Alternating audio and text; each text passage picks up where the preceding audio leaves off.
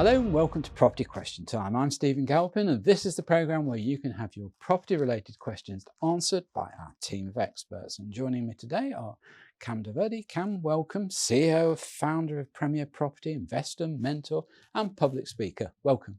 And joining us for the second time this year, Tony Gimple, who is CEO and founder of Brand Entrepreneur Limited.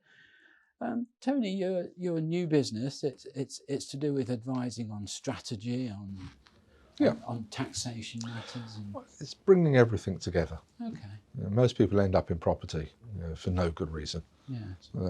Is that when you become an accidental landlord? That's when you become an accidental landlord. Yeah, very much so, the accidental landlord. And the new business is just helping to bring together all of the different strands. Finding the right property, finding the right people, the tax, the estate planning, the complete strategy, which is a rare commodity. Yeah.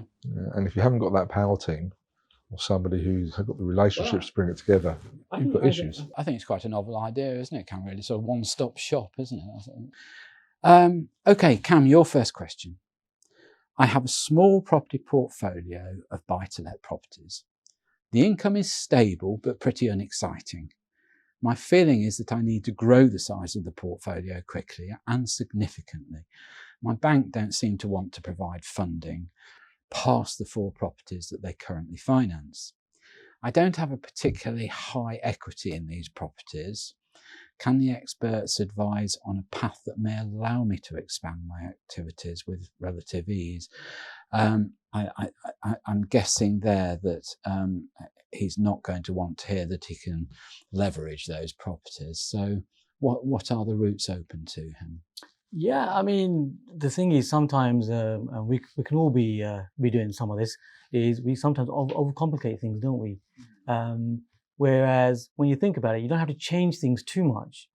So answering that question specifically, what I would suggest to that viewer or anybody else who's in that sort of situation is, well, how about doing the same thing but just accelerating it? So what I mean is, how about rather than buying one property at a time, you look at buying a small portfolio or a larger portfolio.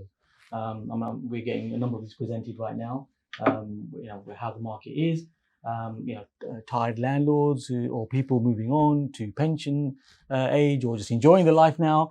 They want to sell off their portfolios, and we're getting those. We're getting clusters of literally last week 12 properties land at my desk, and you can do it that way. So rather than individual properties, although they are still individual, you can be buying the portfolios.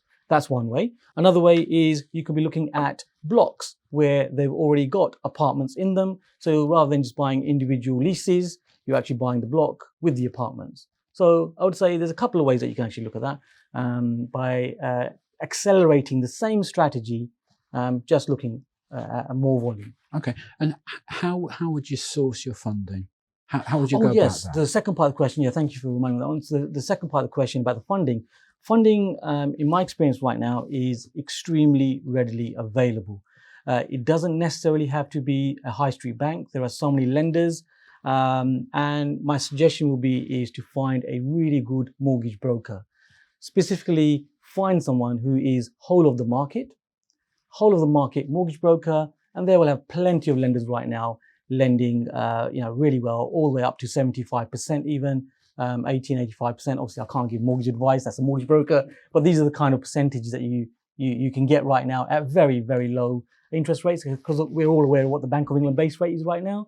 If someone said to us 10 years ago the Bank of England base rate is going to be what it is right now, we would have said they lost their marbles, right? Sure. However, it is. It is what it is. It is what it is. So great time, and that is available. Yeah, for sure. Now, with those kind of lenders, let's say that the non-high street banks, how much are they going to look at your track record of your original portfolio? Because his concern there, or he, I'm not sure which, they're saying, look, I don't have a lot of equity.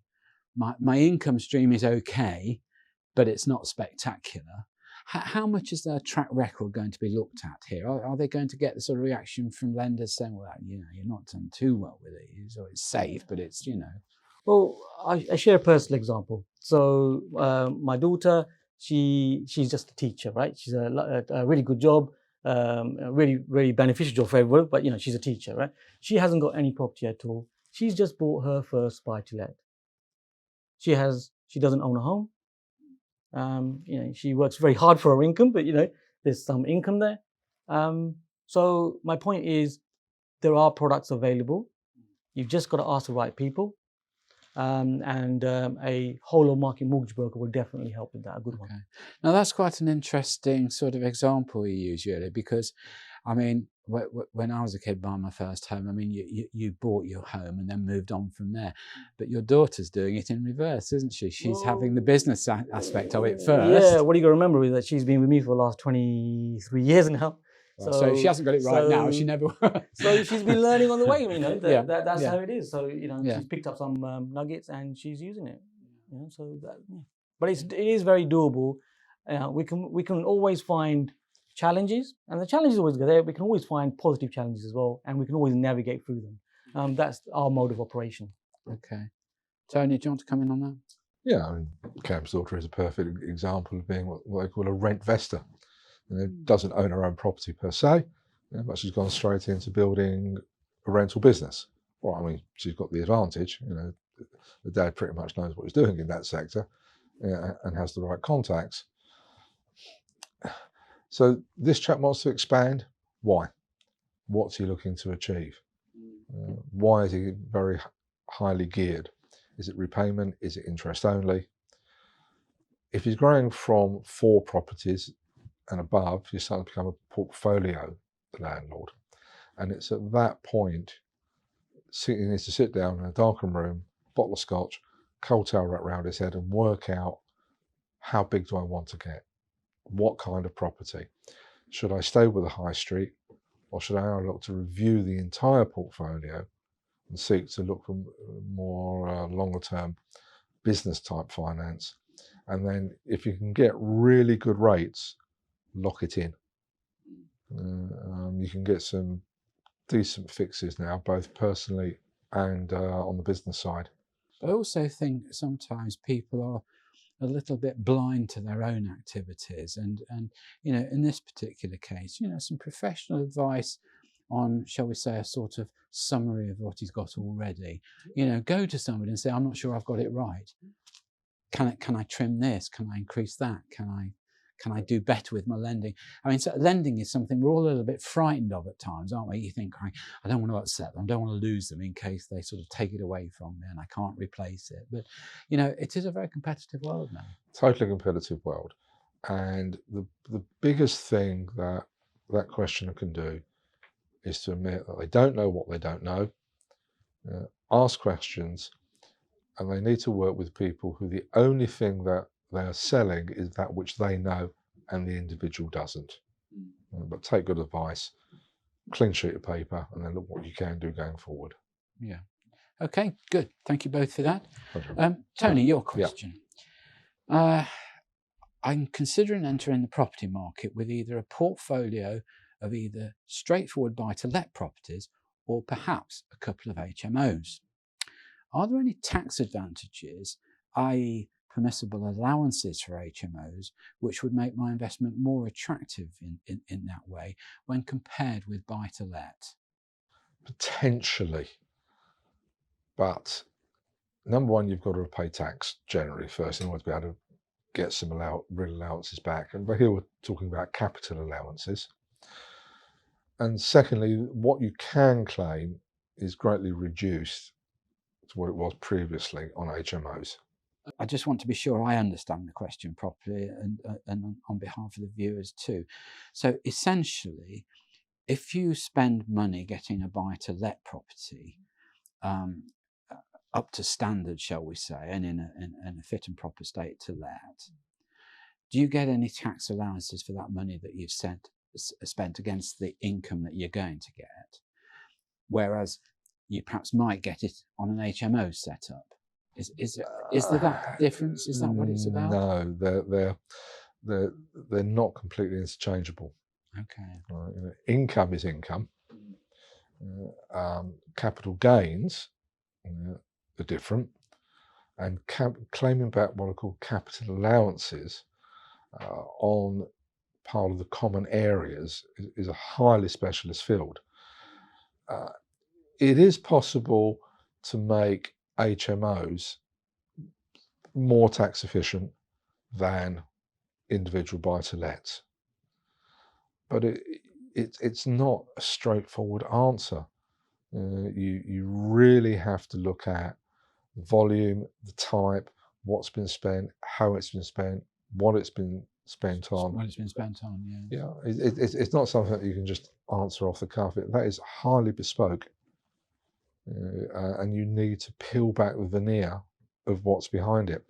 What I would say is, if the questioner is purely looking at it from a tax perspective, he's coming at it from totally the wrong angle. Yeah. Well, we all have to pay tax. Yes. You're going to have to pay tax, and the time to minimise that tax is when you know what your situation is, surely, and your expert says, "Well, here's the way we go." Don't do it purely because you're going to make a tax saving. That's down to the John Lewis's, the Avivas, the Googles, and the rest of this world. Yeah. And just briefly, would you think from an administrative point of view, if this is somebody's first venture, as it were, would you think straightforward buy-to-let might be a little easier than HMO business? Damn sight easier place to cut their teeth. Yeah, because you're dealing with effectively one tenant as opposed to a number of. Yeah, and of course people often forget to take into account the cost of attracting new tenants every time. I mean, it's a little bit like a sort of hamster wheel, isn't it, with an HMO to some degree. What do you think, Cam? That face tells me you've got a different opinion. Come on. Oh, there's lots to say. Not enough time here right now. Come on, you've got the time. A golden nugget that our viewers can really use is have a look at the repair, replace, and renew element, because repair, replace, and renew can be set against income. And if you look at specifically the Business Income Manual, BIM 46900, there's guidance by HMRC themselves on what you can and what you can't do. Very valuable document. It'll do a couple of things for you. If you've got insomnia, it'll cure it. Yeah, I was just going to say I'll read it tonight when I go to bed. And secondly, it will help you with the taxes. Yeah, that's a good point. Just on that point that I raised with Tony, would you think for the first entree into property that buy-to-let might be a little easier than HMO investment, or would you jump in if you felt that was the right thing? My view is, I used to think like that you got to have a stepping stone and you step from one to the next and so on. And that does work. However, my view right now is, as long as you've got people to guide you who have done what you want to do, you don't necessarily have to step in. You can jump in, within reason, and you can cut your teeth on the new thing. It doesn't have to be a step-by-step approach. It can be, but you can jump into it. Okay, thanks.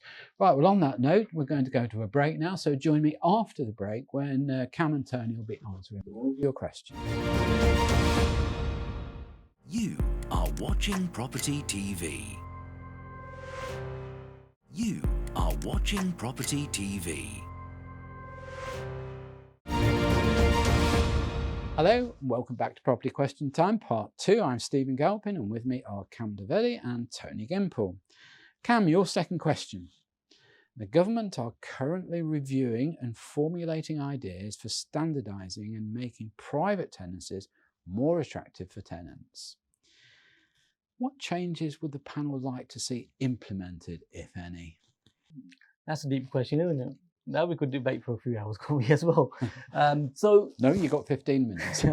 So changes. So there's Section 21 right now. If you have to evict tenant last resort, and Section 8, it would be nice to see a fairer system, I would say, where it works for the tenant and the investor. Where let me just take you back to the Section 21. So previously, you had to give a minimum of 2 months' notice. And it really could be for any reason, couldn't it? You simply issue the notice and say, sorry, chump, I want my property back. However, the new regulations say that you can't do it on the basis of a no-fault problem. Is that right? Have I got that right? Well, yeah, basically it's being amalgamated, isn't it, for that. But Section 21 used to be that, although right now Judges are taking views on that actually. And it's now a minimum of 4 months, isn't it? Yeah. So I would say what we want is we want a fair playing field where it works. It's got to be a match, right? So it's got to work for the investor, because the investor's only going to invest in properties and have rentals if it works as a business, right?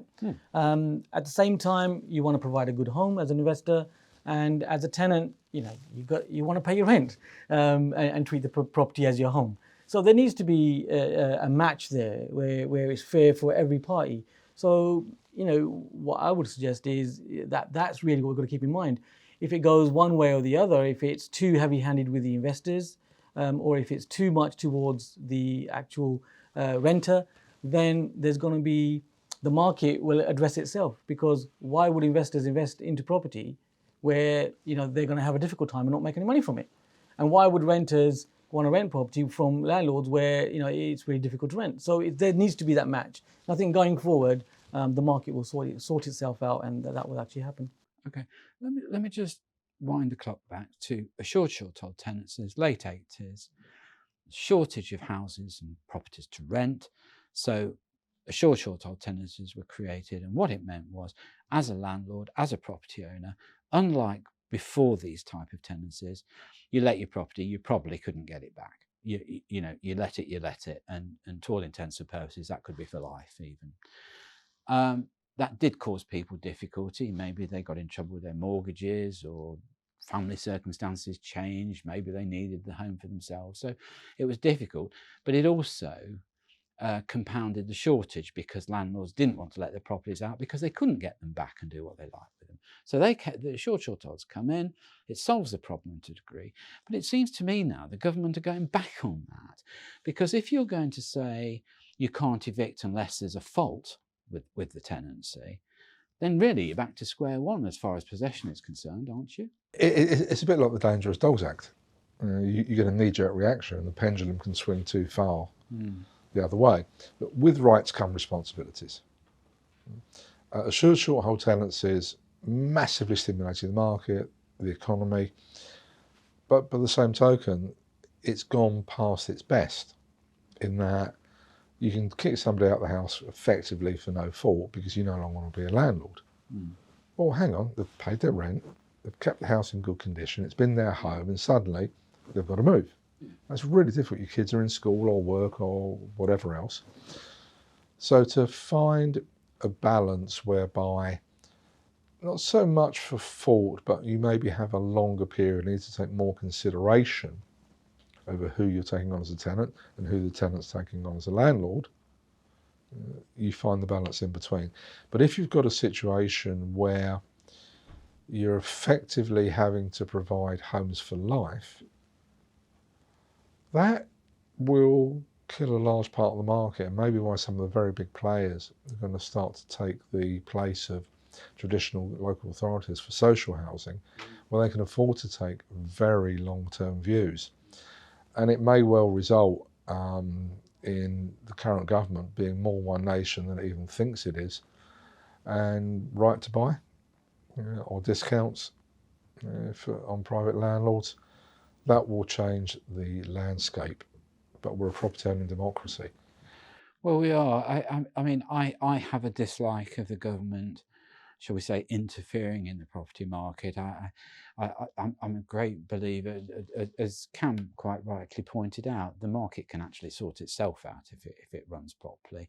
Balances can be struck. People are sensible at the end of the day, usually.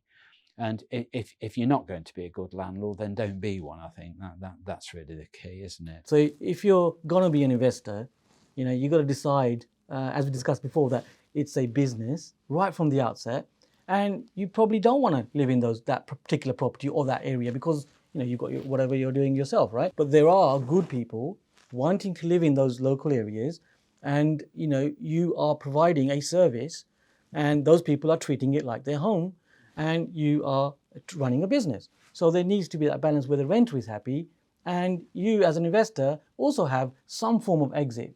Maybe that may be a longer exit. So if the government changes and says, right, we want 2 years tenancies or 4 years tenancies, if you're thinking of it as a business, actually it's beneficial to you because you've got a tenant paying the rent and so on, and you've already decided your exit right at the beginning. But I mean, Tony, we've had this conversation before when we've had you on various programs, and the worry that I have is this: you take a young couple, they're both earning. The government are very happy to see them to go into rented property because it kind of takes the pressure away from home ownership, doesn't it? And shortages of stock. Okay, so they go in, they rent, and let's say, and I don't mean any disrespect to any particular category of people here, but let's say they have what we might call very ordinary jobs with very limited prospects of much progress other than inflationary wage rises. Okay, so they rent all the way through their life. They can't accumulate enough for a deposit, and they get to 60 or 65 or whatever it is now, and they no longer work. How do they afford a commercial private rent? They're not going to be able to, are they? So actually, all this is doing is kicking the can down the road, and there's going to be a huge explosion when all these people get to retirement age and say to the government, we're going to be homeless because we can't afford this private rent. Yep. So what happens then? I'll let you know when it happens. Yeah, okay. That's a good short one. answer. Well, let's hope you've got the answer, Kam. Well, there's a niche there, isn't there? There's a niche for people to step in and help those people and serve them correctly to provide that niche for them. So there's the way I look at it. Forgive me if I'm being too optimistic, but it's a case of half glass empty or half glass full, and I tend to work on the half glass full, although we're aware of the problem. So problem for people is also an opportunity for other people. So there is there is opportunity there for people to step in and provide a service to solve that issue. Well, let's hope so. Okay. All right. Tony, your last question.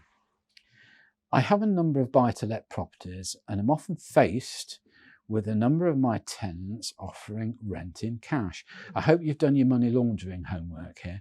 And I guess hoping for a small discount when they offer this. What are my reporting obligations in terms of reporting, particularly in respect of taxation and money laundering? Well, I've read the money laundering or the anti-money laundering rules a number of times, and I still haven't worked out how to do it. And it has sent me to sleep, and I don't suffer. No, it doesn't tell you how to do it. Doesn't tell you to do it. I've got a certificate and I still don't know. What's the point of having the rules if it doesn't tell you how to do it? All joking aside, okay, you've gone through the process. You've got an otherwise straight, honest, moral, who just happens to pay in cash. Right? Whether they want a discount or not is immaterial. Some people still actually prefer to pay in cash. Well, you just account for it as if they'd paid you through the bank. Are there any reporting obligations though? In terms of receiving cash? I mean, it's going to be, probably perhaps a couple of £1,000 a month or something like that. Are you going to hit any kind of barrier there with money laundering obligations? I'm not an expert on AMLR. That's not my real speciality. But if you've gone through whatever you've done in the first place, you've taken on the right tenant for the right reasons. Referenced, absolutely referenced. Then if they just choose to deal in cash and it's legitimate in every other way, don't give them a discount because you're going to have to pay tax on it and treat it as if it were paid in any other way. But the agents are obligated now, aren't they, to look at if somebody is not a UK national, they have to look at the visa issue, they have to look at the source of the money coming in if they pay a deposit or whatever else. I think really the essence of the question is, as a private individual, are you governed by those same self-regulations? It's not my area. So the thing is, you're doing this organically anyway. So as some of the points that you mentioned, when you're bringing in a tenant, you're checking their identification, you're checking that they've got the rights to rent, you've already vetted and checked their bank statements and so on, where the source of income is coming from, what's the job that they do. So all of this is all parts of anti-money laundering, which is already being done. And as Tony quite rightly says, is that if someone decides to pay in cash, that's their choice. And it's just a case of a simple spreadsheet and making sure the money goes in the bank and it's accounted for. Much of your anti-money laundering checks have already been done by doing all this. I think that's quite interesting. Your answers are interesting too, because I think this just underlines yet again this business of get professional help and do it at the beginning, not at the end, and not when you're trying to sort of retrieve a situation rather than not keep the records from day one. Would you agree with that, Kam? For sure. Okay, all right. Well, that's all we've got time for today. So, Kam Dovedi, thank you very much for coming in. Tony Gimple, as I said, great to have you back again on the show. Thank you both for your splendid advice for our viewers today. I'm Stephen Galpin. Join me next time on Property Question Time.